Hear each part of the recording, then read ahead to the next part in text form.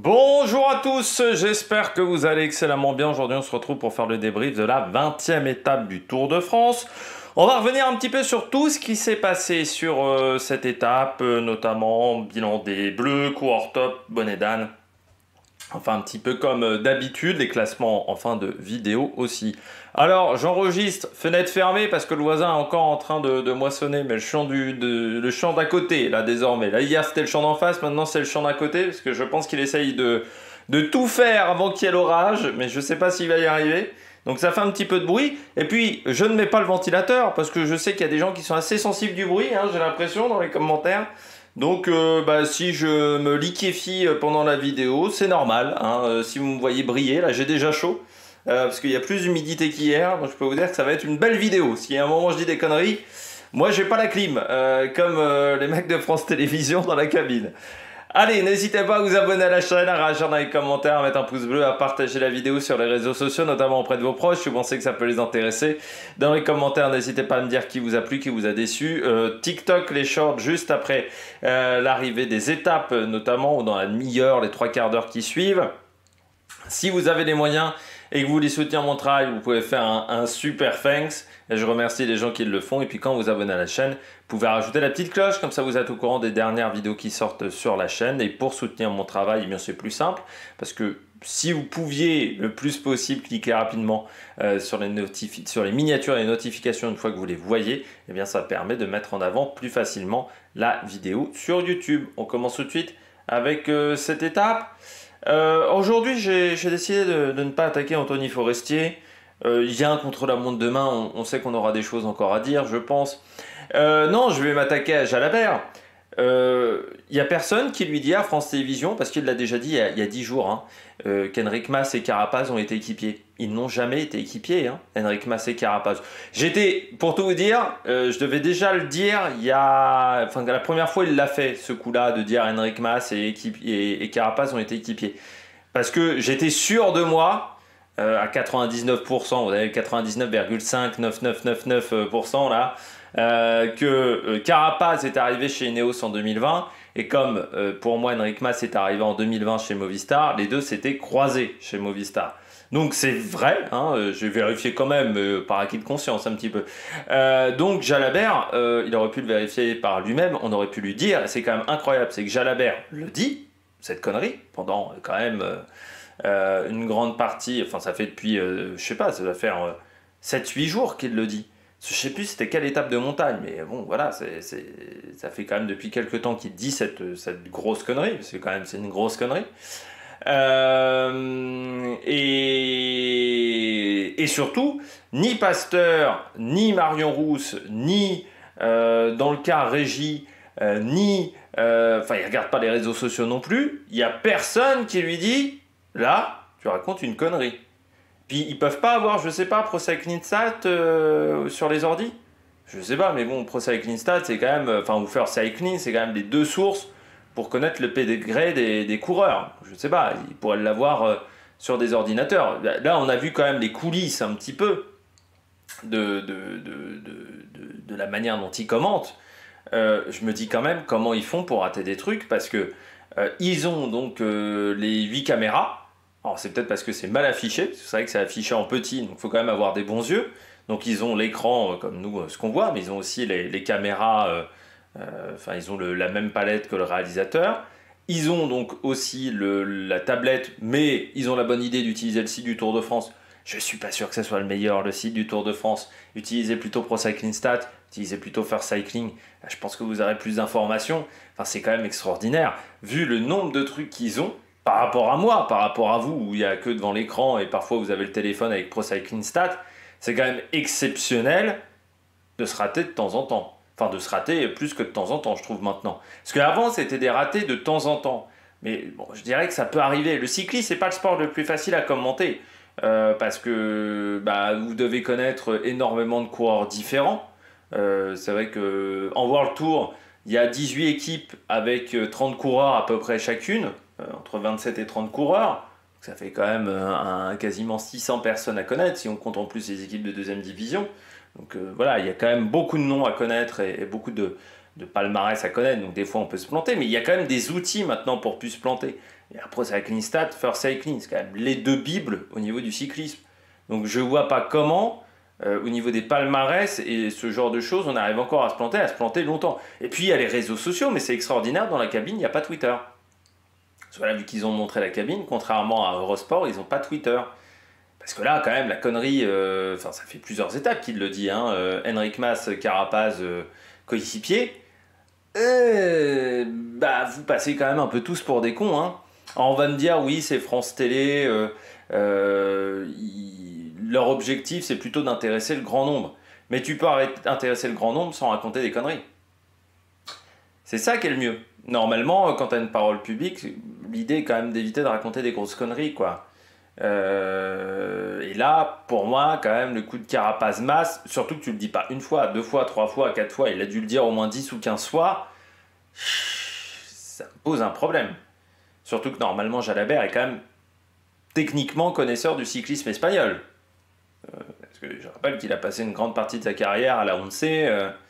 Donc je trouve que c'est un vrai problème du côté de Laurent Jalabert, d'Alexandre Pasteur. Et c'est vrai que je trouve cette année, c'est un peu comme Patrick Chassé, c'est-à-dire que ça se dégrade dans le temps. Patrick Chassé, il y a 10 ans, il racontait pas autant de conneries. Aujourd'hui, maintenant, il raconte quand même beaucoup de conneries en commentaire. Il y a 10 ans, quand il a commencé sur la chaîne Équipe, il racontait pas autant de conneries que ça. Il confondait pas autant les coureurs, il confondait pas autant les maillots. Parce que des fois, c'est confondre les coureurs d'équipe. Ça, c'est assez extraordinaire. Que tu confondes les coureurs qui sont dans la même équipe, je peux le concevoir. Moi, par exemple, je suis absolument pas physionomiste. Donc moi, je confonds les gens dans la rue. Hein. Je confonds même les membres de ma famille. Hein. Donc c'est quand même un niveau extraordinaire. Donc je peux le concevoir. Mais déjà, c'est aussi l'idée d'être deux ou trois. C'est que s'il y en a un qui fait une erreur, normalement, les deux autres doivent compenser. Ce qui là, donc, n'est absolument pas le cas sur le cas Carapace. Et je trouve que c'est vrai que ça se dégrade d'année en année. Il faut savoir se remettre en question, il faut savoir se remobiliser, se dire ah bah là on n'a pas été bon, demain il faut que je sois meilleur. Et j'ai l'impression qu'ils ne sont pas en capacité de faire ça. Alors il faut le dire que Jalabert, ça fait aussi depuis plus de 20 ans qu'il commente aujourd'hui, hein, parce qu'il a commencé en 2003, 2002, 2003, pour moi c'est 2003. 2003, au départ, il était sur la moto et il doit être commentateur dans la cabine au moins depuis 2011-2012 à temps plein, parce qu'il y a eu la période où il avait été dégagé pour dopage. Il avait été remplacé par Cédric Vasseur, qui, je trouve, au commentaire, Cédric Vasseur racontait quand même pas beaucoup de conneries, du souvenir que j'avais. Quand c'était Laurent Fignon, il était sur la moto aussi. Mais là, je trouve qu'il y a quand même beaucoup de conneries qui sont racontées, quoi. Et bon, normalement, vous devez éviter ce genre de choses, quoi. Quand vous avez une parole publique, d'éviter de raconter des bêtises. Même Pasteur aussi, il y a des âneries de temps en temps. Ça fait beaucoup, je trouve, sur un seul Tour de France. Certains disaient non, c'est quand même pas au niveau de Patrick Chassé. Quand j'ai dit que c'est dans la même idée que Patrick Chassé, c'est dans l'idée que ça se dégrade d'année en année. Patrick Chassé, encore une fois, sur la chaîne L'équipe au tout début, quand il commente le Giro, il n'y a pas autant de conneries qu'aujourd'hui. Aujourd'hui, avant, moi, j'avais aucun problème à regarder une course avec Patrick Chassé, je l'avais dit plusieurs fois dans les commentaires. Maintenant, regarder une course avec Patrick Chassé, ça devient l'enfer. Et je trouve que France Télévisions, ça se dégrade de plus en plus. Alors moi, j'ai jamais été un grand fan d'Alexandre Pasteur, parce que je trouve qu'il fait un truc, Alexandre Pasteur, je dirais, c'est l'effet Alexandre Boyon, en termes de commentaires, c'est de s'exciter alors qu'il ne se passe rien. Ça m'emmerde. C'est-à-dire, quand il y a une étape où il ne s'est pas passé grand-chose, ça ne sert à rien de survendre un truc. Voilà. Et des fois, il s'excite pour un rien, ce qui m'énerve. Moi, c'est le truc qui m'énerve. Tu t'excites quand il se passe vraiment des trucs à l'écran. Et là, aujourd'hui, maintenant, Pasteur, j'ai l'impression qu'il s'excite seulement sur les arrivées, et quand il se passe des choses avant, c'est un peu le calme plat, quoi. Donc c'est vrai que sur 5 heures de direct, ça peut être lassant au niveau des commentaires. Alors, maintenant, j'ai envie de te dire que quand tu regardes du cyclisme depuis 20 ans, comme moi, plus de 20 ans même, les commentaires, tu les prends, mais tu les écoutes pas forcément à la lettre. Mais je trouve que le cas Carapaz, Mas, ensemble, est symptomatique du fait que chez France Télévisions, ça se dégrade. Et ça se dégrade de plus en plus. J'ai vu aussi un truc très drôle. Très drôle, je ne sais pas, mais bon. C'est les mecs qui... J'ai regardé un petit peu les audiences du Tour de France. Les audiences du Tour de France, cette année, on est à 2,9 millions à peu près, hein, entre 2,8 millions et 3 millions de téléspectateurs sur les étapes. Et certains disaient « Oh, c'est un score exceptionnel, voilà, le Tour de France fait un carton ». Bah non, parce que l'année dernière, en fait, on est à 4,5 millions. Quand il y a eu le pic, je crois, c'est le contre-la-montre de Combloux, et on est entre 4,2 millions et 4,5 millions. Donc on est loin des... On voit que cette année, la domination de Pogačar, elle a eu des conséquences au niveau du spectacle. Forcément, et sur certaines étapes de plat, moi j'ai vu des audiences qui n'étaient pas bonnes, hein, sur les étapes de plat. C'est aussi pour ça, je pense que du côté de Thierry Gouverneau, il a dit l'année prochaine on va mettre moins d'étapes de plat. Peut-être qu'ils ont eu des remontrances de certaines chaînes de télé où on leur dit les audiences, bah vous regardez, il y a la moitié des étapes où je fais un score pour Ave. Donc vous allez peut-être me mettre du spectacle sur ces étapes-là. Parce que le sport, ça reste techniquement du divertissement, du spectacle. On attend de voir un truc qui nous divertit, hein. Donc si ça ne divertit pas, y a un peu un souci quand même au niveau du sport. C'est comme quand vous regardez un spectacle d'un comique et il n'y a pas un rire. Il y a un moment, il y a un souci. Ah, par exemple, hier, j'ai vu un extrait, pour tout vous dire, j'ai regardé un moment Culture Box, France 4, je ne sais jamais comment ça s'appelle. Je suis tombé sur un sketch. Je me suis dit, la fille, pendant 5 minutes, alors déjà, je pense que l'objectif premier, c'était pas vraiment de faire rire, c'était plutôt de dénoncer des trucs, et elle le dénonçait de manière extrêmement mal. Parce que, bon, c'était, et en plus, c'était pas drôle. Ça, quand il n'y a pas un rire dans une salle pendant 5 minutes, et que tu as un humoriste et que tu fais du stand-up, c'est qu'il y a un problème. Normalement, il doit y avoir, tu sais, pas mal de rire. Quand il se passe rien et que c'est le calme plat et tu sens que tout le monde se fait chier, bon, c'est qu'il y a un problème. Bah, là, sur certaines étapes de plat, quand tout le monde se fait chier, c'est également qu'il y a un problème. Ça serait bien de le prendre en compte. Bon, c'était la fin de l'épisode France Télévisions. Et puis, si... c'est marrant aussi avec Franck Ferrand, on se moquait un petit peu de Jean-Paul Olivier et de ses fiches Wikipédia. Franck Ferrand, c'est peut-être pas les fiches Wikipédia. Après, il a l'honnêteté de dire que déjà c'est un mec qui écrit 6 fiches. Je pense que bon, 21 étapes où il parle, grosso modo, par étape 5 minutes, hein, Franck Ferrand. Ça doit être 5 minutes par jour. Hein. Je pense que tu peux quand même faire le travail tout seul. Mais surtout, ce qui est très extraordinaire, c'est quand vous lisez ce qui est indiqué sur le site du Tour de France, ce que je fais donc sur les étapes. Et quand vous voyez ce que dit Franck Ferrand, je trouve qu'il y a quand même des grandes ressemblances. Et il faut savoir que Franck Ferrand, lui, il a le catalogue de ce qui se passe sur toutes les étapes. Il a un roadbook différent, parce que ça a permis de voir ça aussi quand ils sont rentrés dans les coulisses. Si vous voyez le roadbook de Franck Ferrand, c'est le roadbook avec tous les monuments par kilométrage d'étape. Ce qu'on vous avez un peu sur le site du Tour de France, c'est-à-dire qu'on vous dit kilomètre 21, tiens, vous avez une église à cet endroit-là, et il y a le petit texte que moi je vous lis, hein, mais je vous le dis avec clarté quand je fais la partie patrimoine, c'est pas moi qui fais le texte, hein, je relis à part sur quelques cas au niveau de la nourriture, c'est pas le Tour de France qui faisait le texte, c'était moi qui le disais, notamment sur le gratin dauphinois, sur le pâté berrichon, sur des trucs comme ça que je connaissais déjà d'avant. Là, des fois, je trouve que ça ressemble quand même beaucoup sur les tournures de phrases. Donc, ouais, c'est un peu gênant là aussi, hein, du côté du. Normalement, quand tu as un expert patrimoine, il doit y avoir des informations en plus que seulement lire le site du Tour de France, quoi. Bon, on passe au résumé de la journée. Étape numéro 20 de ce Tour de France 2024. On partait de Nice pour aller à la Couilleule, 12 km de départ fictif. Alors pas grand chose à dire sur le départ fictif à part que Kelderman a un problème technique. Et on arrive au kilomètre 0 de faire départ fictif. On faisait le tour du port de Nice avec pas mal de beaux bateaux, hein, sur le port de Nice. Au kilomètre 132 le départ et premier attaquant Jonas Abrahamsson devant Fabien Grelier, Zinglé, Axel Laurence qui relance.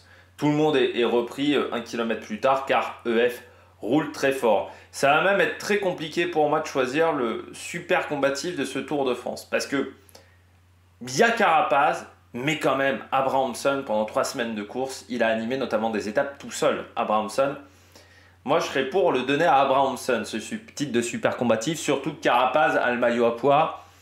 Voilà, moi je pense que le titre de super combatif pourrait être donné à Abrahamsson et au coureur de la Uno X qui a attaqué tous les jours.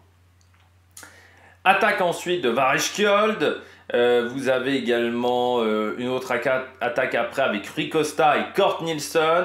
On a Van Der Poel qui a une crevaison, et on a bien compris que du côté de Van Der Poel, que son Tour de France, lui, c'était fini déjà depuis quelques jours, parce qu'on peut pas se mentir, mais sur la crevaison, oh, bah, il n'était pas stressé, hein, le Van Der Poel. Hein. Oh là là, ça allait pas trop vite, hein, quand même, hein, du côté du champion du monde. Et puis donc, Rui Costa et Kurt Nielsen qui sont rejoints par Turgis Jegat et Nelson Poles, aussi Hugo Hull. À 125 km de l'arrivée, ce petit groupe a 15 secondes d'avance et c'est la Bora qui roule, la Red Bull Bora Hansgrohe qui roule derrière. À 122 km de l'arrivée, attaque de Jane avec Romain Bardet dans la roue. Mais en fait, c'est une attaque qui fait un peu pchit, hein, on va pas se mentir. Et ce qui fait que Turgis est repris grâce à cette attaque, mais en fait, ça ne crée pas véritablement une échappée. Dely est lâché comme Philipsen. Et attaque de Carlos Verona. À 119 km de l'arrivée, on a Félix Gall, Buitrago, Jorgensen, Carapaz, Derek G, Ciccone. On a également Landa, Yates, qui sont dans un groupe. Et ce qui fait que là, ça roule fort, parce qu'on sent que le général peut se décanter, notamment entre la 8e et la 12e place, où il y avait seulement 1 minute d'écart entre les différents coureurs ce matin. Mohoric est lâché, c'est vrai qu'on m'a demandé d'en parler de Mohoric. Tour transparent de Mohoric, hein. Et encore, ouais. Bon, on peut parler d'un des hommes invisibles de ce Tour de France, très clairement, Mohoric. Martinez, également lâché, comme Guermey, Cavendish, Lapera. Cavendish qui a résisté très longtemps au final, hein, parce que, encore une fois, il a été lâché après Philipsen et Arnaud Dely. On a Kevin Vauquelin qui est lâché, comme Bernal, Steph Kras également lâché une première fois avec Warren Barguil. Dans le peloton maillot jaune, qui rejoint le groupe numéro 1, on a 35 coureurs à l'avant, et à ce moment-là, vers 115 km de l'arrivée, eh bien, Kelderman relance avec G, et Armirail et Félix Gall sont légèrement lâchés. À 115 km de l'arrivée, il y a seulement 15 coureurs dans le peloton maillot jaune, qui est donc l'échappée presque de cette étape. Et on a un contre avec Enric Mas. On va avoir également Carapaz, Jorgensen qui vont tenter leur chance. À 112 km de l'arrivée, 3 hommes arrivent à sortir dans la descente du premier col de cette journée, le col de Brosse, où Carapaz va prendre 0 point en passant, mais dans voilà, le sommet du col de Brosse, eh bien, Armirail, Kelderman et Mas arrivent à partir, alors que Rodriguez est lâché comme Félix Gall. Et dans le col de Brosse, Enric Mas passe en tête, deuxième Armirail. Ce groupe-là de 3 coureurs à 56 secondes d'avance sur le peloton maillot jaune, où Carapaz ne prendra 0 point dans cette montée, battu par Jorgensen. Sauf qu'à 100 km de l'arrivée, eh bien, Carapaz va distancer Pogačar. Et à 97 km de l'arrivée, nous avons donc le groupe de 3, Armirail, avec Kelderman et Enric Mas, qui a 48 secondes d'avance sur un groupe Carapaz, où à l'intérieur vous avez Champoussin, Bardet et Tratnik. Derrière, vous avez le peloton à 1,44 qui se relève, mais ça continue d'attaquer derrière, avec notamment Ciccone, Derek G, ou encore Oscar Ondy ou Kevin Genietz, qui sont également à l'attaque. Oscar Ondy qui aura un problème mécanique, mais ça sera au sprint intermédiaire après le col du Turini. Stuyven décide d'attaquer, il part dans un groupe avec Nance Peters et Poles qui vont reprendre Kevin Genietz. Il y a également Tobias Haaland, Johannesson à 90 km de l'arrivée. Le groupe de 3 a 21 secondes d'avance sur le groupe Carapaz. Le groupe Nance Peters est à 1 minute 40, le peloton à 2,41. Et Champoussin est lâché du groupe Carapaz. Quant à Nance Peters, lui il est lâché de son propre groupe, hein, dans le groupe où il y avait également Johannesson et surtout Stuyven qui fait quand même un sacré numéro à 82 km de l'arrivée. Le groupe Carapaz rejoint le groupe de tête et à 80 km de l'arrivée, l'écart est de 1,46 entre le groupe de tête et ce groupe numéro 2 et le peloton à 4 minutes 0,3. Cet écart qui va diminuer entre le groupe numéro 2 et le groupe numéro 1. Et dans le col du Turini, alors que désormais c'est la Quick Step qui roule, eh bien c'est le groupe numéro 2 qui va revenir sur le groupe numéro 1. Au sommet du col du Turini, alors qu'il ne se passe pas grand-chose, Carapaz passe en tête et commence à pas mal sécuriser son maillot à poids. À ce moment-là, le groupe numéro 1 a 49 secondes d'avance sur Powless, qui essayera de revenir dans la descente du col du Turini, mais n'y arrivera pas. Le peloton est à 4 minutes 50, c'est l'écart maximal qu'il y aura entre l'échappée et le peloton. À 52 km de 100, c'est désormais la Quick Step qui roule. On comprend bien que Remco Evenepoel va vouloir tenter quelque chose. Et le peloton est à 4 minutes. Kelderman va accélérer avec Carapaz, Bardet. Vous avez également Soler qui tente de suivre. Tout le monde va revenir. Nouvelle attaque de Carapaz 3 km après. Bardet suit avec Enric Mas. Félix Gall, lui, est lâché dans le peloton. Martin également lâché, alors que Soler est lâché du groupe numéro 1, mais il va réussir à revenir à plusieurs reprises. À 40 km de l'arrivée, l'écart n'est plus que de 3 minutes 41 et on passe au sommet de la Colmiade. Et là, on voit que la Quick Step a largement accéléré. Carapaz passe en tête et donc a remporté le maillot à poids. Mais surtout, il n'y a plus que 2 minutes 56 d'avance. Ça va être compliqué pour jouer la gagne dans la montée finale de la Couillole. À 30 km de l'arrivée, l'écart va réaugmenter légèrement à 3 minutes 10 dans la descente du col de la Colmiane. À la Couillole, eh bien, Armirail va être le premier à lâcher, suivi ensuite par Marc Solé avec Genietz et Tratnik.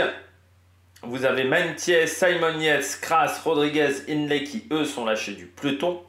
Soler va réussir à revenir mais va être de nouveau lâché. À 11 km de l'arrivée, Carapaz et Mas tentent de partir à 2. Bardet va essayer de revenir, il va être dans leur roue, sauf que Carapaz va réaccélérer et donc Bardet sera lâché pour sa dernière étape en ligne dans sa carrière dans le Tour de France. À 9 km de l'arrivée, c'est désormais dans le peloton Landa qui emmène devant. G et Ciccone sont lâchés comme Adam Yates et Santiago Buitrago. À 8 km de l'arrivée, l'écart est de 1 minute 35. À 7 km 300, Carapaz attaque, mais Mas arrive à revenir. On aura un mano à mano entre les deux très régulièrement. Evenepoel, lui, va attaquer à 7 km 300, non, à 5 km, pardon, Evenepoel attaque. À ce moment-là, il y a 1 minute d'écart entre le peloton et les échappés, mais en fait, Evenepoel n'arrivera pas à faire la différence et il sera contré par Vingegaard qui sera suivi par Pogacar. Ils vont revenir sur les hommes de tête à peu près 1 km 500 de l'arrivée. Carapaz n'arrivera pas à suivre comme Enric Mas. C'est un sprint. Pogacar mène face à Vingegaard et bat le coureur danois sur ce sprint à l'arrivée. Certains seront choqués par l'attitude peut-être de Pogacar qui a voulu à tout prix gagner cette étape. Alors déjà, il faut quand même rappeler aussi que Vingegaard, Pogacar sur ce Tour de France, il y a eu quand même l'étape numéro 9. Mais surtout pour moi, j'aurais pas aimé que ça soit l'inverse. Que Pogacar laisse la victoire à Vingegaard. Moi, j'aime pas le genre de situation où tu laisses la victoire à l'adversaire, sauf dans un seul cas, c'est quand ton adversaire a collaboré avec toi pour un autre objectif que le sien. Imaginons par exemple, Romain Bardet peut prendre le maillot jaune, je sais pas, sur l'étape numéro 4, et il est avec Warren Barguil, pas avec Warren Barguil, imaginons avec David Gaudu. Voilà, bon, on peut s'entendre, David Gaudu prend la gagne, Romain Bardet prend le maillot jaune, les deux collaborent ensemble, et là je peux comprendre que Romain Bardet laisse la victoire à son adversaire grâce au travail qui lui a permis d'aller à l'avant. Mais c'est le seul cas où je le conçois. Pour moi, quand on laisse la victoire à l'adversaire, pour moi c'est un manque de respect, déjà envers l'adversaire, parce que je trouve qu'on c'est comme si allez là je te fais un cadeau aujourd'hui, ça fait un petit côté insolent je trouve. Et puis surtout je trouve que c'est un manque de respect envers les spectateurs. Il faut savoir que pour accéder à une étape comme ça au sommet, la route est coupée bien avant que sur une étape sur le plat. Donc ça veut dire qu'il faut se pointer, je sais pas, dès le matin. Donc dès 10h du mat, il faut être sur place. C'est-à-dire qu'il y a des mecs qui sont là depuis 8h ou 9h, il y a un moment, ils ont fait l'effort de venir. Donc tu peux faire l'effort d'amener un minimum de spectacle et de les respecter et donc de te donner à ce moment-là pour aller chercher la gagne. Et moi, je rappelle juste aux personnes qui disent oui, Pogacar aurait dû laisser la victoire à Vingegaard. Lance Armstrong l'avait fait avec Pantani, il s'était pris une volée de bois vert dans la gueule à ce moment-là, hein, Lance Armstrong. Et Pantani n'avait pas apprécié, et les spectateurs n'avaient pas apprécié. Et c'est à partir de ce moment-là où vraiment je pense que l'image de Armstrong s'était dégradée dans la presse, mais surtout auprès des spectateurs du Tour de France. C'est, je pense, à partir de ce moment-là vraiment que son image se dégrade. C'est quand il laisse la victoire. Il y a aussi l'affaire avec quand il laisse pas certains coureurs partir en échappée, je pense à Simoni. C'est à partir de là où son image se dégrade vraiment. Et c'est là où les gens ne l'apprécient plus du tout. Parce qu'il faut quand même rappeler que sur les dernières années, Armstrong, enfin, moi j'ai connu ces dernières années Lance Armstrong, le nombre de Armstrong EPO sur la route, voilà, hein, c'était monnaie courante.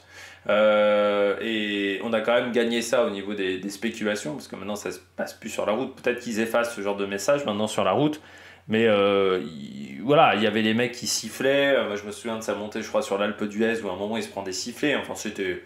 Voilà, lui et Froome n'ont pas eu, comment dire, des accueils sympathiques de la part des spectateurs sur certaines étapes du Tour de France. Moi, pour tout vous dire, pour vous parler de respect, en rugby, par exemple, j'avais lu cette phrase d'un joueur des All Blacks qui disait qu'en Coupe du Monde, même quand ils affrontaient un petit, lui il avait fait le match, alors je sais plus c'était quel match où ils avaient mis une branlée à l'adversaire, ils avaient mis 140 points un coup comme ça à la Coupe du Monde 2003.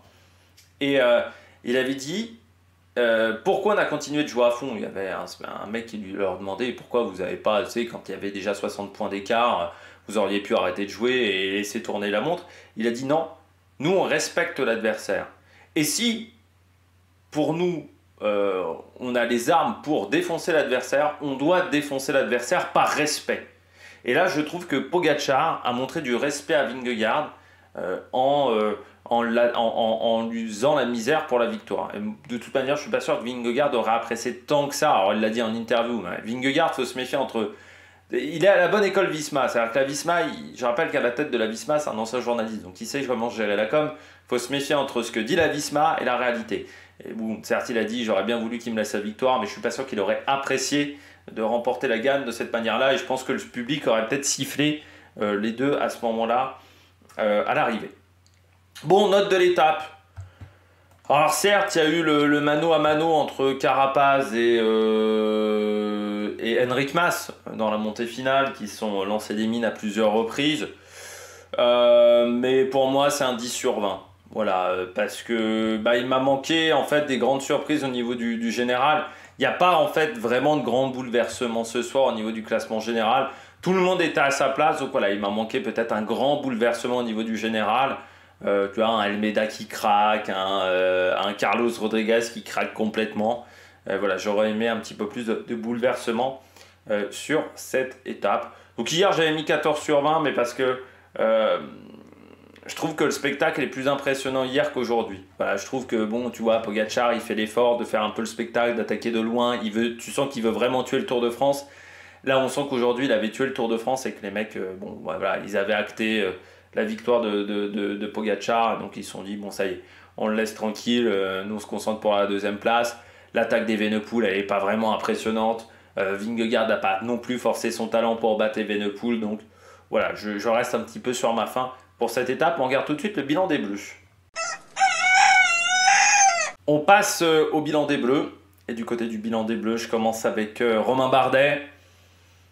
Pour moi, pas grand chose à se reprocher aujourd'hui, Romain Bardet. Dommage en fait que le groupe que l'attaque de Hindley soit si molle. Parce que c'est vrai que ça lui aurait permis d'avoir un petit coup d'avance. Là, il est obligé de cravacher un petit peu pour revenir. Et c'est vrai que ça n'a pas été simple. Parce que dans ce groupe-là, Carapaz a fait extrêmement mal à ses adversaires. Et je pense que Bardet s'est un peu entamé à ce moment-là.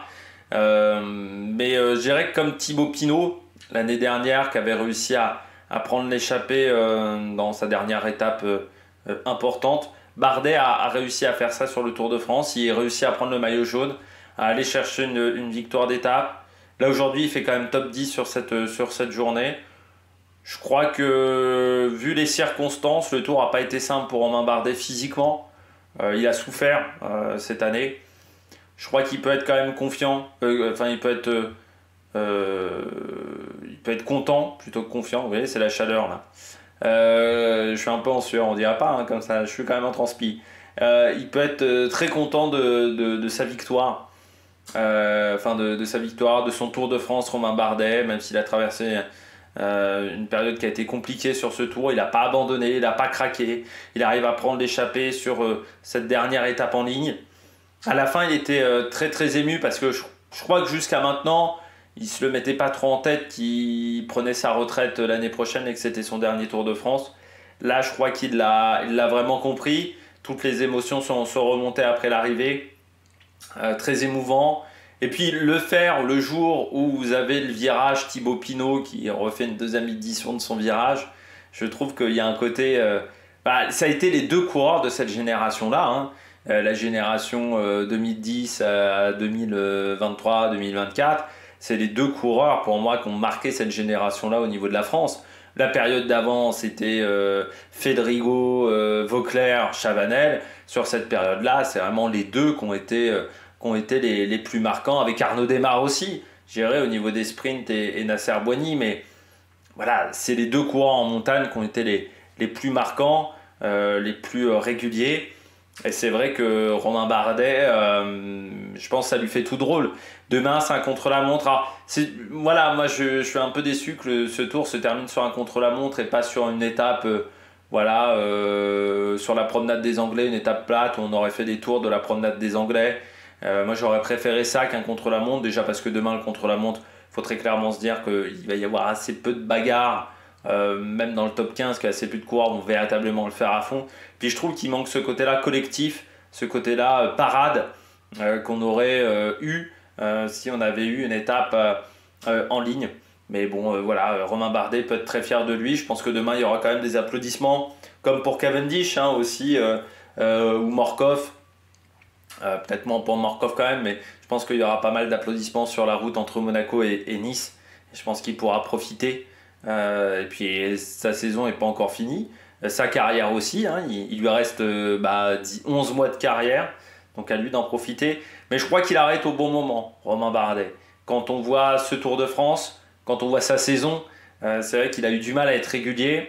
Ça a été plus des coups d'éclat, alors des beaux coups d'éclat, hein, faut quand même le dire, mais il a eu du mal à être régulier, contrairement à avant où il arrivait à être très régulier sur l'année. Et je crois qu'il arrête au bon moment, Romain Bardet. Voilà, je crois qu'il fallait pas faire 2 ans de plus, 3 ans de plus. Je crois que là, il n'aurait pas eu une belle fin. Là, je crois qu'il peut avoir une fin où il peut être satisfait, Romain Bardet. Deuxième coureur top, Armirail. Je trouve qu'Armirail, c'est un grimpeur qui s'ignore. Enfin, un grimpeur qui s'ignore. Dans l'idée où je trouve qu'il a les qualités des Tom Dumoulin à un niveau moindre, bien entendu. Mais je trouve qu'en montagne, Armirail, il a toujours été bon. Notamment pour épauler David Gaudu à une époque, parce que c'était un coureur qui épaulait énormément David Gaudu, et je trouve que la doublette Armirail-Gaudu marchait extrêmement bien à la Groupama FDJ, notamment sur la Vuelta. Mais je trouve que c'est vraiment un rouleur-grimpeur pour moi, Armirail. Et je me dis que...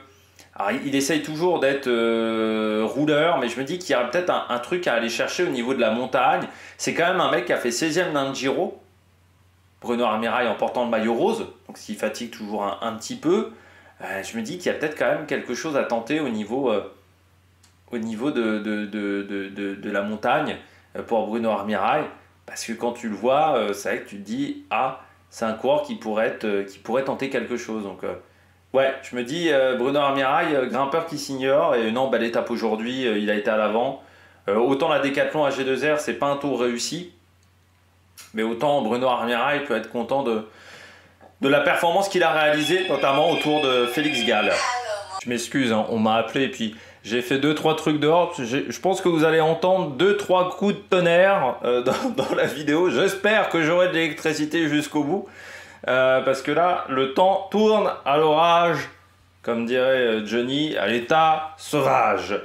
Bon, on passe au bonnet d'âne. Vous savez que c'est la chanson que je veux à la cérémonie d'ouverture des Jeux Olympiques. S'il n'y a pas allumé le feu quand ils mettent la flamme olympique, moi je considère que la cérémonie est ratée. Du côté des flops, Lenny Martinez, David Gaudu, hein, du côté de la Groupama FDJ. C'est vrai qu'aujourd'hui, c'était une journée où normalement il devait y avoir un des deux devant. On se retrouve avec Kevin Genietz. Bon, il fait une belle étape, hein, Kevin Genietz, hein, mais bon, quand même, normalement, Martinez, Martinez, il est quand même lâché en même temps que Cavendish. Pour vous dire quand même que ça a été une catastrophe jusqu'au bout, son Tour de France. Hein. Il y a vraiment une journée où il a pris l'échappée. Et encore, il fait partie, je crois, des premiers lâchés de l'échappée. Sinon, ça a été quand même une catastrophe jusqu'au bout. Ça a été une punition, hein, ce Tour de France. Et Gaudu, pas beaucoup mieux quand même. Hein. C'est vrai qu'on l'a vu 2-3 fois en échappée, mais il y a l'étape où ça peut pas aller au bout dans les Pyrénées, où il se lance des menaces avec Carapaz. Mais sinon, c'est quand même un tour extrêmement décevant de cette formation. La note va pas dépasser les 5, je peux déjà vous le dire, hein, pour le bilan global. Je pense que demain, pour le conseil de classe, je vais commencer à faire mon classement, parce qu'il devrait y avoir quand même assez peu de changements, à part si tout est pété au niveau de la maison. Mais ouais, du côté de Martinez et Gaudu, c'est une déception quand même, ce tour du côté de la Groupama, parce qu'on rate déjà le général, mais ça fait quand même, je crois, 153 étapes qu'ils n'ont pas gagné sur un grand tour. La dernière fois, c'était Démarre sur le Giro. C'est une éternité. Je pense que c'est l'équipe en World Tour qui, aujourd'hui, parce que vu que maintenant Arquet a gagné, c'est l'équipe en World Tour qui a gagné il y a le plus longtemps. C'est vraiment une catastrophe. Et puis tu vois que là, ils sont quand même très très loin de pouvoir aller chercher la victoire. Puis bon, le Tour de France de Martinez, ça sent quand même la punition, hein, cette affaire-là, parce que bon, il est totalement hors du coup. Et c'est quand même triste parce que normalement il doit faire la Vuelta. Quand tu vois, on va voir avec un Skelmoseux par exemple, hein, Skelmoseux qui se concentre que sur la Vuelta, mais si Skelmoseux fait top 5, ça sera d'une tristesse absolue pour moi, hein, cette gestion de la part de Martinez. Encore une fois, moi j'ai deux idées majoritaires dans ma tête. Soit c'est une punition parce qu'il se barre à la Bahreïn, soit c'est parce qu'il va rester à la Groupama et ça a été demandé par la famille Martinez et peut-être par l'agent. Une demande assez farfelue de vouloir faire le tour. Mais bon, dans un cas comme dans l'autre, c'était stupide. Félix Gall, ouais, ça finit mal son tour Félix Gall. Hein. Les Alpes, il les a pas supportés. Il a fait une indigestion de haute montagne, Félix Gall, aujourd'hui. Voilà, il a souffert, vraiment souffert sur cette journée. Ça a été très compliqué pour lui. Voilà, il n'y a pas grand-chose d'autre à dire, mais c'était très très compliqué pour Félix Gall. Il finit là encore 26e aujourd'hui, donc à 7 minutes 11. Mais il lâche tellement tôt, Félix Gall. Il a tellement été en difficulté sur cette étape que c'est presque même une chance. Mais bon, c'est vrai que pour le top 10, il est 13e. Et puis, je rappelle que demain, il y a un contre-la-montre. Alors certes, derrière lui, c'est Guillaume Martin et Richard Carapaz. Mais bon, sur le contre-la-montre, Félix Gall, il est quand même pas vraiment bon dans ce domaine-là. Donc ça serait dommageable d'être battu par Guillaume Martin. Mais il est quand même assez loin du top 10. Hein. C'est Ciccone qui est 10e à 25 minutes. Lui, il est 13 minutes derrière. Donc ça fait quand même extrêmement mal. En sachant qu'ils sont 18, et je pense qu'ils resteront 18, à être dans la même heure que le vainqueur. Voilà, au niveau du classement général. Mais ouais, ça a été... ces Alpes ont été extrêmement compliquées pour Félix Gall les 2 derniers jours. Voilà, peut-être un problème de gestion au niveau du pic de forme. Peut-être juste une accumulation au niveau de la fatigue et qui a fait qu'il a complètement explosé, Félix Gall, sur ce Tour de France. Mais bon, il faudra se remobiliser, surtout que techniquement, ça sera le seul leader l'année prochaine pour le classement général. Hein. On misera tout sur lui, parce qu'il semblerait que Ben O'Connor parte. Alors à part si chez Decathlon, on essaie de recruter une grosse pépite, notamment un coureur espagnol d'une équipe des Émirats Arabes Unis, pourquoi pas, mais c'est vrai qu'on mise quand même vraiment tout sur Félix Gall, et là, il manque ce côté confirmation, quoi. C'est vrai que s'il avait fait top 10, pour moi, il aurait quand même un peu confirmé. Le fait qu'il soit en dehors du top 10, c'est assez largement en dehors du top 10. Il y a quand même une grosse déception, surtout que la saison n'était pas franchement exceptionnelle de la part du coureur autrichien. Mais on se disait, bon, un top 10 dans le Tour de France, et je dirais que c'est une saison qui serait correcte pour Félix Gall, parce qu'il aurait réussi un petit peu à confirmer le résultat de l'année dernière. Et là, non, il a bien explosé, Félix Gall, sur ce Tour de France. Et puis Stef Kras, là aussi, indigestion de montagne pour Stef Kras, mais qui, il faut bien le dire, a été quand même en difficulté en haute montagne, que ce soit dans les Pyrénées ou dans les Alpes. Stef Kras a quand même été en difficulté dans ces deux domaines montagneux. Et là, ça s'est confirmé pour lui. Voilà, il a vraiment souffert. Il est 17e, en plus il sort du top 15. Puis bon, il aura quasiment impossibilité de re-rentrer dans le top 15. Donc c'est triste pour un coureur qui, on le disait, est quand même plutôt sur le départ du côté de la Total Energy. De ce qu'on nous disait, il aimerait retourner du côté de la Lotto, l'équipe dans laquelle il était de 2020 à 2022. Ça serait une possibilité qu'il retourne à la Lotto. Il y a peut-être aussi Cofidis qui pourrait être intéressé, Q36, on sait que Q36 veut recruter des plus gros coureurs. Là, c'est vrai que c'est un petit peu dommageable pour le Belge, qui en plus n'est même pas tombé. Il a fait un tour tout à fait régulier, mais encore une fois, comme Vingegaard hier, je pense que le fait d'avoir une préparation tronquée pour le Tour de France a fait qu'il a accumulé un petit peu de fatigue. Et au bout d'un moment, ça s'est fait sentir. Et bien là, ça a été sur les 2 dernières étapes alpestres. Mais rien dans les Pyrénées, déjà, il était pas dans son assiette. Il le dit déjà à plusieurs reprises dans les vidéos du Tour de France. Donc là, ça s'est un petit peu confirmé aujourd'hui du côté du col de la Couillole. Et bien, on regarde tout de suite les coureurs au top. Attaque de Marlou! Les coureurs au top. Aujourd'hui, bien, je commence avec Jonas Vingegaard. Hier, j'avais dit que j'étais inquiet. Alors, certains n'ont pas compris. Des fois, je sais pas, c'est difficile à comprendre. Mais hier, je disais, oui, comment il a fini Vingegaard. À la fin de l'étape, il est vraiment HS. Alors, je pense qu'il était HS pour 2 raisons. Déjà, physiquement, parce qu'il y a la fatigue, encore une fois, de ce Tour de France. Quand un coureur vous met dans le rouge, forcément, au bout d'un moment, c'est difficile. Et puis, de l'autre côté, le fait de savoir que la victoire était désormais impossible. Je pense qu'il y a eu un contre-coup mental, parce qu'il a fait des efforts, forcément, pour être là sur le Tour de France, pour être un minimum performant sur ce Tour de France, et qu'il se dit, à ce moment-là, tous les efforts que j'ai faits, ils ont servi presque à rien, quoi. Et c'est ça qui est dur, je pense, mentalement. Le fait aussi de voir sa femme à l'arrivée, peut-être que il y avait un mélange d'émotions qui était très fort. Mais ce qu'il faut quand même montrer aujourd'hui, c'est cette capacité à se remobiliser. Et ça, c'est les grands champions qui savent le faire. Ça m'a fait penser à Nibali sur le Tour de France 2014. Nibali Alors en 2014, pardon, il gagne le Tour, et en 2015, Nibali, il est nulle part sur le Tour de France. Enfin voilà, c'est très compliqué. Et puis il va réussir à remporter quand même une étape en mettant tout ce qu'il a, en arrivant à se remobiliser sur cette journée-là. Et je trouve que Vingegaard a réussi à faire ça. Alors oui, il gagne pas, mais encore une fois, il est tombé sur plus fort que lui. Et puis Pogačar dans la roue, il fumait la pipe.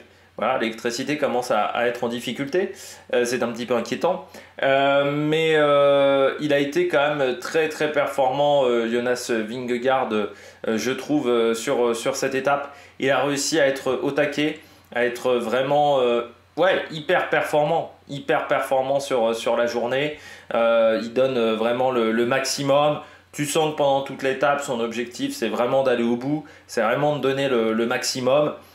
Et là, il y avait juste un adversaire en face qui s'appelle Tadej Pogačar, qui est au-dessus du lot. Je ne vais pas parler encore aujourd'hui de Tadej Pogačar, parce que bon, il n'y a plus grand-chose à dire. Tout simplement sur Tadej Pogačar, on a quand même été...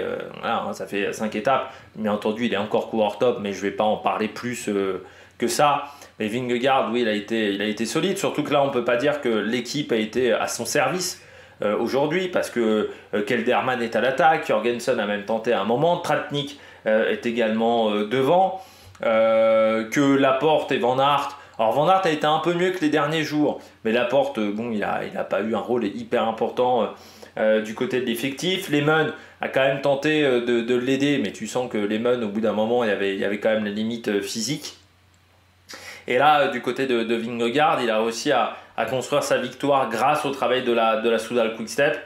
Mais voilà, il n'a pas réussi à faire la différence par rapport à Pogačar. Mais encore une fois, c'était sympa les interventions de la Visma Lease a Bike. sur le fameux plan. En fait, ils n'avaient pas de plan et ils le savaient très bien. Bon, ça me rappelle, il y en a d'autres sportifs comme ça qui ont dit il y a un plan, et en fait il n'y avait pas de plan. Je me rappelle notamment de Fernando Alonso avec Eplan du côté de Alpine. C'est pas la première fois qu'on voit ça, mais là le plan en fait il n'y en avait pas, c'était juste essayer de survivre et puis de se dire ah bah peut-être essayer de battre Remco Evenepoel, mais bon, t'avais pas la possibilité en plus de faire la différence parce que voilà, t'es trop limité par rapport aux coureurs slovènes cette année. Mais belle étape de Vingegaard. Je trouve que c'est son étape même peut-être la plus aboutie, avec bon, la victoire bien entendu, mais c'est peut-être la journée la plus aboutie de Vingegaard sur ce Tour de France, donc je pense qu'il peut être véritablement satisfait. Deuxième coureur top, Richard Carapaz. Ouais, pour moi c'est le combatif de cette troisième semaine. C'est au final, bon, il s'est battu pour ce maillot à pois, un peu comme Ciccone l'année dernière, qui s'était aussi battu pour le maillot à pois. Ce qui est triste au niveau du maillot à pois, c'est que cette année, quand tu regardes bien, il y a 3-4 coureurs qui se sont battus du côté du maillot à pois. C'est-à-dire, du côté des mecs qui ont vraiment voulu essayer de jouer des points pour le maillot à pois, il y a Abrahamson, Carapaz et Lascano. Si on compte large, il y a Valentin Madois sur les 2-3 premiers jours. En dehors de ces 4 coureurs-là, personne d'autre n'a voulu jouer le maillot à pois. Ce qui fait qu'on est à un niveau où, aujourd'hui, le maillot à pois, personne n'en parle.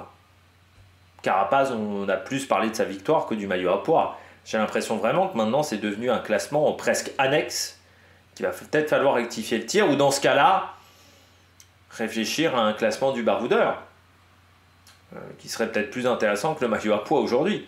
Parce que le maillot à pois, en fait, si c'est pour le donner au mec qui est le meilleur en montagne, bah, techniquement le mec qui est le meilleur en montagne, il a le maillot jaune. Vu qu'aujourd'hui, on n'a plus des grands tours avec 150, 200 km de contre-la-montre. Donc forcément, techniquement, le mec qui est le meilleur en montagne, c'est celui qui gagne le Tour de France. Donc il y a déjà un maillot en fait qui s'appelle le maillot jaune. Donc à quoi ça sert? En fait, ce maillot-là, il fait presque doublon quand tu regardes. Donc oula, il vient d'avoir un bel éclair.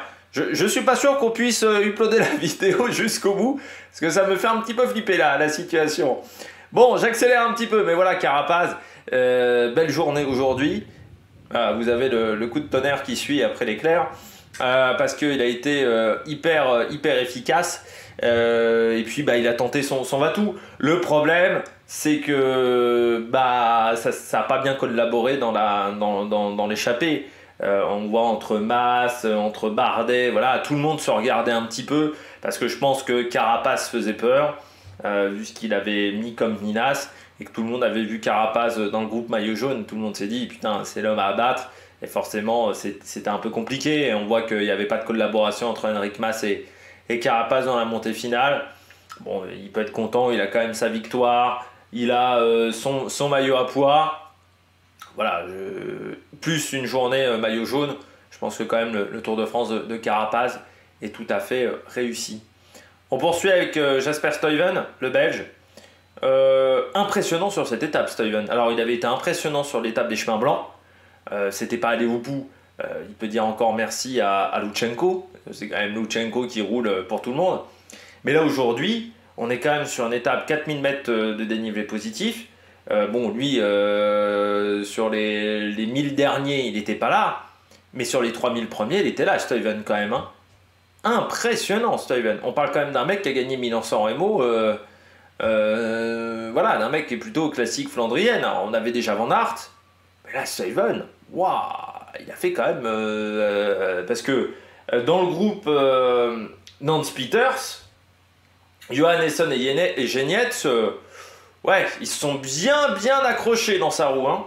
C'était bien compliqué. Non, c'est dommage qu'ils partent avec ce temps de retard. À ce moment-là, il y a déjà 2 minutes d'écart. Les 2 minutes à remonter, surtout que les autres ne pouvaient pas lui passer un relais. Ça lui coûte forcément sur la fin de journée. Mais la démonstration qu'il a fait dans Turini, Stuyven, chapeau. Alors, il a repris que 2 échappées, Stuyven. Alors les 2 échappés, il a quand même fait une très belle impression. Dommage que ça ne soit pas allé au bout. Et puis parmi les coureurs automne, je voulais mettre une équipe, la Quick-Step. Je ne vais pas mettre Remco Evenepoel parce que bon, ses attaques à Remco Evenepoel, ça ne pouvait pas faire la différence. Par contre, la Quick Step, aujourd'hui, on a vu une équipe très solide. Parce qu'à la fin, quand tu regardes bien, quand Landa s'écarte, bah, ils sont plus que deux avec Pogacar du côté du AE. Quand Landa s'écarte, il n'y a plus aucun Visma Leaseback, il n'y a plus aucun Ineos. Enfin, ils ont quand même réussi Quick Step à démontrer sur cette journée qu'en termes de collectif, ils avaient du répondant désormais. Qu'ils avaient la possibilité d'aider Remco Evenepoel. Parce que là aujourd'hui, ils ont démontré véritablement que Remco Evenepoel n'était pas seul. Quand tu vois le travail d'un Jan Hirt, je rappelle quand même Jan Hirt, parce qu'on parle beaucoup de Pogacar, Jan Hirt il a fait le Giro, il fait top 10 sur le Giro.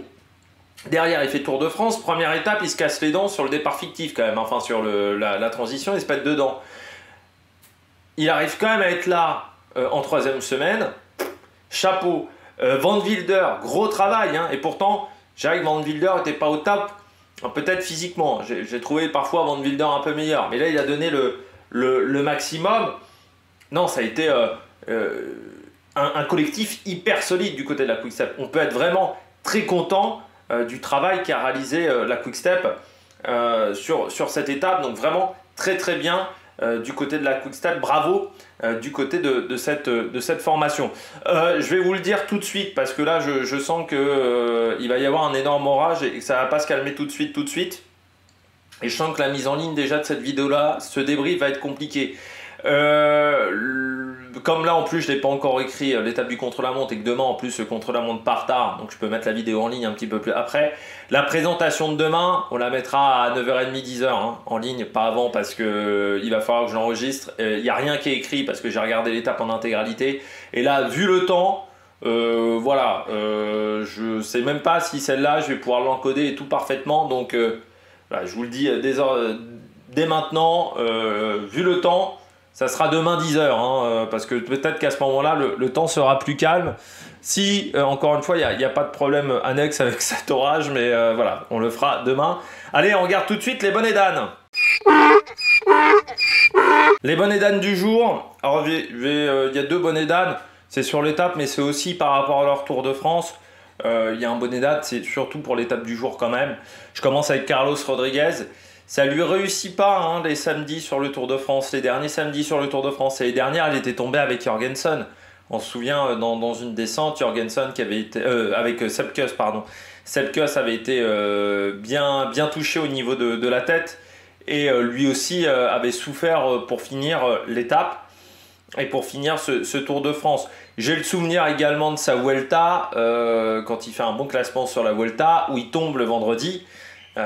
Et le samedi est très compliqué pour lui où il s'accroche vraiment ce jour-là alors que Evenepoel et Enric Mas font on va dire une sorte de pacte de non-agression dans les dernières difficultés.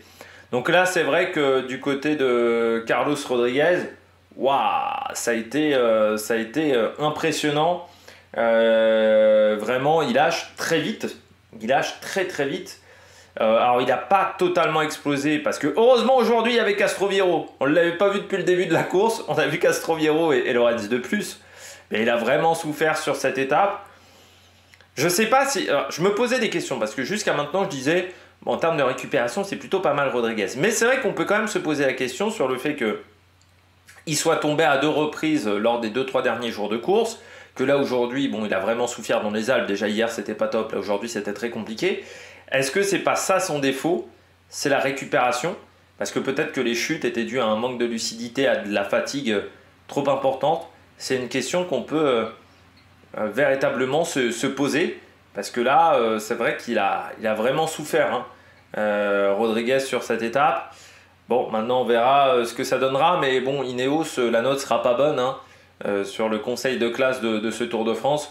Parce que le tour n'est pas véritablement réussi. Un seul podium d'étape et bon, un mec qui est 7ème du général.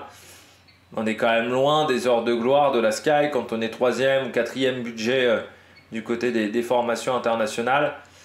Ça fait un petit peu tâche quand même, je trouve. Jane Lay, 2e bonnet d'âne. Regardez son attaque à 120 km de l'arrivée, quoi. C'est un peu symptomatique du manque de puissance qu'a eu Jane Lay. Alors c'est vrai que Laborance-Grohe a pas eu de chance. Ils ont perdu Roglic et Vlasov qui étaient les deux meilleurs coureurs de l'équipe. Mais Jay Hindley quand même, c'est un mec qui a fait victoire sur le Giro et podium sur cette course. Qui a fait l'année dernière 6e ou 7e du Tour de France. En étant pourtant tombé, Jay Hindley. Là, il n'est pas à son niveau. Il a vraiment souffert, Jay Hindley. Il n'a pas été au niveau auquel on pouvait l'attendre. Donc pour moi, c'est une déception, Jay Hindley, sur cette étape. Moi, je m'attendais à beaucoup mieux de la part du coureur australien. Là, on le voit même pas dans l'échappée. Enfin, son attaque face à Bardet, il expose complètement. C'est-à-dire son équipe roule pendant 10 km pour qu'au final, il n'y ait personne dans l'échappée. C'est un échec monumental. Et c'est vrai que la Red Bull Borans-Grohe, là aussi, la note ne sera pas vraiment élevée pour cette formation. Alors certes, je prends toujours en compte le fait que leur leader est tombé. Mais bon, c'est vrai que de toute manière, même s'il n'était pas tombé, il aurait fallu que Vlasov soit quand même vraiment très très bon. Parce que c'est pas avec Jay Hindley que tu aurais été aidé. Moi qui attendais plus de Hindley lors de la présentation des leaders du général, j'avais dit l'équipe est solide avec Vlasov et Hindley. Au final, tu t'aperçois qu'Hindley sur ce Tour de France il a été inexistant, le coureur australien, et c'est un petit peu surprenant. Et puis je terminais avec Jack Haig, là aussi, mais là c'est un peu moins surprenant. Jack Haig, ça fait depuis combien de temps qu'on attend un Jack Haig performant? Ça fait des années. Jack Haig, il a été bon pendant 1 année, 2 années. Depuis, il a complètement disparu. Là, on ne l'a pas vu du Tour de France, Jack Haig. Pourtant, la Bahreïn, bon, il y a eu certes Buitrago, mais la Bahreïn a perdu Bilbao très vite. Donc, on peut se dire que pour le général, on aurait pu voir... on avait pu grand monde, donc on aurait pu tenter sa chance avec Jack Haig. Mais c'est vrai que la Bahreïn, sur ce tour, Mohoric, homme invisible, Jack Haig, c'était pas dingue. Alors il y a eu Bauhaus sur un sprint, quasiment, Bauhaus. Sinon, ça a été extrêmement compliqué. Heureusement, en fait, qu'il y a eu Tiberi sur le Giro. Parce que sinon, la saison pour le moment de la Bahreïn est loin d'être exceptionnelle. On est quand même très très loin de... Voilà, il y a Buitrago, Tiberi, Bauhaus un petit peu. Mais à part ces 3 coureurs-là, l'équipe passe quand même complètement à travers de sa saison. Et Jack Haig en est l'un des exemples, il faut bien le démontrer. Allez, on regarde tout de suite les différents classements. Le classement de cette étape avec la victoire de Tadej Pogačar devant Jonas Vingegaard et Remco Evenepoel. Ah non, ça c'est le général, pardon. Devant Richard Carapaz et Remco Evenepoel 4e. On retrouve Romain Bardet, premier français de cette étape 10e, juste devant Tobias Aland Johannesson. Quand même sacrée performance, que vu la chute, il est toujours bien râpé, le coureur norvégien qui finit mieux son tour qu'il ne l'avait commencé. On retrouve dans le top 15 Gilles, Ciccone, Buitrago, Rodriguez donc, qui a souffert, Armirail, deuxième coureur français. Le dernier de cette étape, c'est Chesbol, et vous voyez, il n'y a pas de hors-délai sur cette journée, donc ils seront bien 141 demain pour le contre-la-montre. Du côté du maillot jaune, donc Pogačar 5 minutes 14 avant sur Vingegaard, 8.04 sur Evenepoel, Almeida à 16.45, Landa à 17.45 et Ciccone à 25 minutes pour la 10e place. Il y aura quelques matchs, notamment entre Ciccone et Buitrago, entre Derek G et Jorgensen, entre Carlos Rodriguez et Adam Yates, seulement 1 seconde d'écart entre les deux. Même Landa, Almeida, mais je pense que ça sera quand même compliqué pour Landa d'aller chercher Almeida. Voilà, il y aura quelques matchs, mais bon. Il y aura aussi Guillaume Martin, Félix Gall, Carapaz, mais bon. Ça reste quand même pas énorme. Je pense qu'on risque de s'ennuyer un petit peu demain. J'espère que Franck Ferrand a des anecdotes sur Nice et sur Monaco, parce que sinon, ça va pas être hyper passionnant, surtout avec la réalisation de ce Tour de France. Et pour le moment, à 6h15 de retard, c'est toujours Ballerini qui est lanterne rouge, mais on verra s'il y aura une bagarre avec Cavendish demain pour laisser Cavendish peut-être lanterne rouge pour son dernier Tour de France. Du côté du maillot vert, c'est Binyam Girmay qui est donc bien en tête devant Philipsen, Cocartur, Gis, Pogačar 5e et qui passe devant Arnaud Delis et Wout van Aert et Vingegaard 10e qui passe devant Ackermann. Là aussi, il y a peut-être un problème du côté du barème. Enfin, du barème du maillot vert, si on considère que c'est un classement que pour les sprinters, Parce que donc vous voyez qu'un Vingegaard peut être devant un Pascal Ackermann. Après, moi je considère qu'il faut qu'il y ait un classement pour les baroudeurs. Donc est-ce que ça doit être le maillot vert? Est-ce que ça doit être le classement de la montagne? Ça c'est à vous de décider. Du côté du maillot blanc, Remco Evenepoel en tête avec 13 minutes. C'est une gifle qu'il a mis à ses adversaires quand même. 13,08 sur Rodriguez, Jorgensen à 16,22, Buitrago à 18,06, 1h27 pour Javier Romo, le classement par équipe. Donc la UAE qui le remporte devant, enfin à part si demain il y a une contre-performance, devant la Visma Leasebike. Le Ineos repasse devant la Soudal Quick-Step pour 5 minutes. Et puis on retrouve la Lidl Trek. La Decathlon reste 11e, juste devant la Total Energy qui confirme son bon Tour de France. Deuxième équipe Pro Team derrière Israël. Et dernière équipe, c'est Astana à la 22e place et bonne dernière avec 13h41 de retard. Mais je rappelle qu'ils ne finissent qu'à 4. Il faut quand même le rappeler également du côté d'Astana et seulement Tarada en tant que grimpeur. Eh bien, j'espère que vous avez aimé cette vidéo. Donc demain, encore une fois, je vous dirai demain matin à quelle heure j'uploaderai la vidéo de présentation. Parce qu'encore une fois, vu les conditions climatiques, j'ai quand même peur que ça saute dans tous les sens. Et puis d'ici là, n'hésitez pas à vous abonner à la chaîne, à réagir dans les commentaires, à mettre un pouce bleu. Allez, ciao ciao sur la Mec Production.